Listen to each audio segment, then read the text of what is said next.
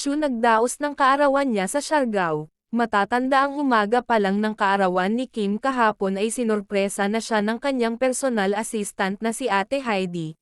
Halos maiyak nga si Kim sa sorpresa. Samantala sa Siargao na nga inabot ng kanyang kaarawan ang Chanita Princess, kasama ang kanyang mga kaibigan na sina Angelica Panganiban at Bella Padilla. Kasabay nito nagdaos din ng second wedding anniversary ang kanyang kaibigan na si Angelica Panganiban.